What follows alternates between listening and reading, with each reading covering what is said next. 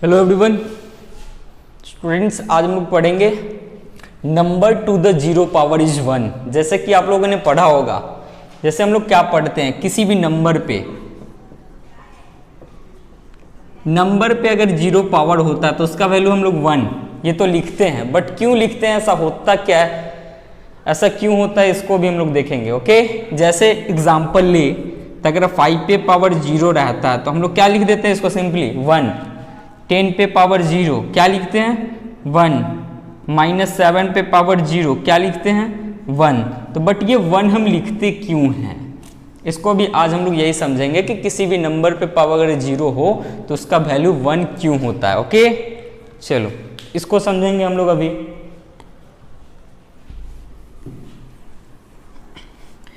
चलो यहाँ पे हम एक बार लिख देते हैं कि नंबर, देखो ये मेरा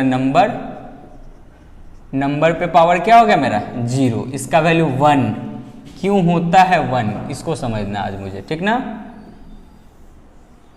ओके, चलो इसको हम एक एग्जाम्पल के थ्रू समझाते हैं आपको।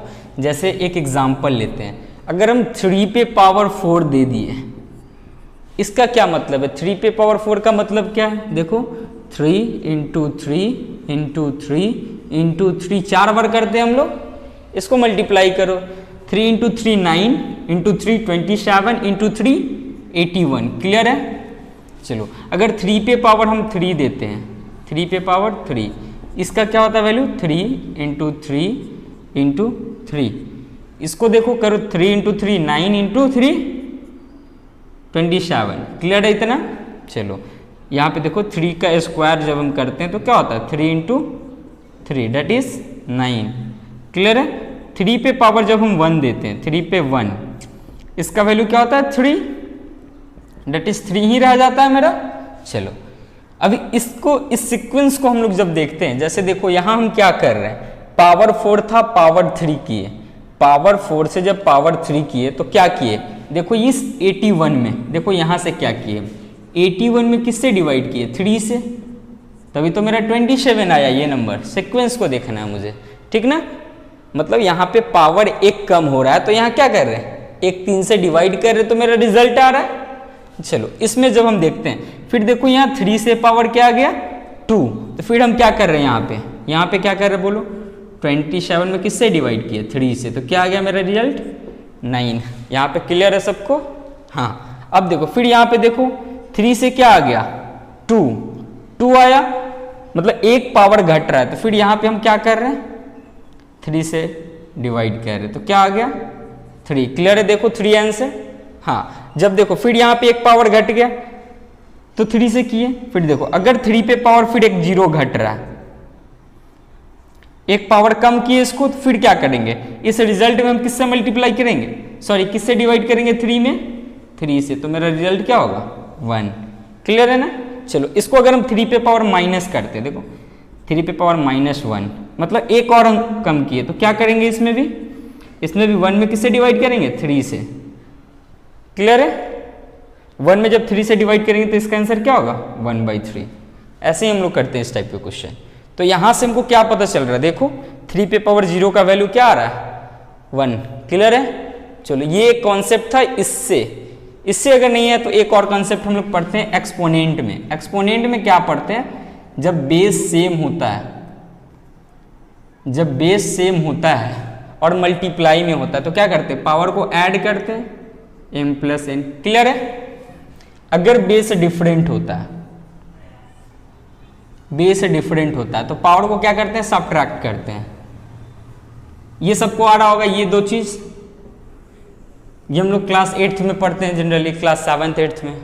क्लियर है। ये देखो इससे हम लोग कैसे पावर टू, किसी भी नंबर पे पावर अगर जीरो रहेगा तो उसका वैल्यू 1 कैसे, जैसे इसका एक एग्जांपल ले हम, इसका एग्जांपल जैसे देखो 5 पे पावर ले लेते हैं 5, ठीक है ना, और 5 पे पावर 5 पे पावर 5, जब तुम इसको कैलकुलेट करके काटोगे तो ये तो इससे कट जाएगा, तो इसका वैल्यू क्या आएगा, 1। जब इसको अगर इस प्रोसेस से करें, क्या था मेरा 5 पे पावर 5 और ये क्या था 5 पे पावर 5, ये देखो बेस सेम है। जब बेस सेम होता है तो पावर क्या होता है, सब्ट्रैक्ट होता है। तो 5, ये देखो 5 - 5, 5 - 5 क्या हो जाएगा, 5 पे पावर 0, 0 और इसका रिजल्ट क्या आया मेरा 1।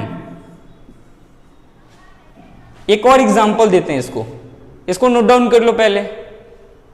चलो एक और एग्जांपल देते हैं इसका, उसमें आपको समझ में आ जाएगा।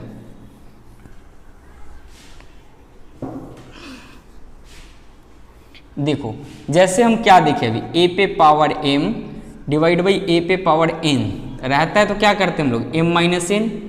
क्यों करते हैं?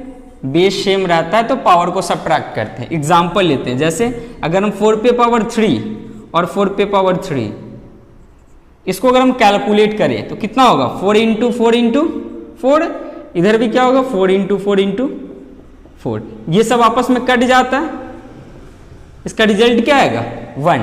अगर इस प्रोसेस से करें इसको, देखो 4 पे पावर क्या था 3 और 4 पे पावर 3, देखो क्या मेरा बेस सेम है। जब बेस सेम होता है तो पावर क्या होता है सब्ट्रैक्ट होता है। इट मीन्स 4 पे पावर 3 माइनस 3, 4 पे पावर 0, 4 पे पावर 0 देखो सेम रिजल्ट था। इस केस में आंसर क्या आया 1 इक्वल टू 1। मतलब हम लोग यहाँ से क्या समझे कि अगर किसी भी नंबर पे पावर क्या हो 0, अगर कोई भी नंबर हो उस पे पावर क्या हो 0 तो उसका वैल्यू क्या आता है 1। इतना क्लियर होगा सब।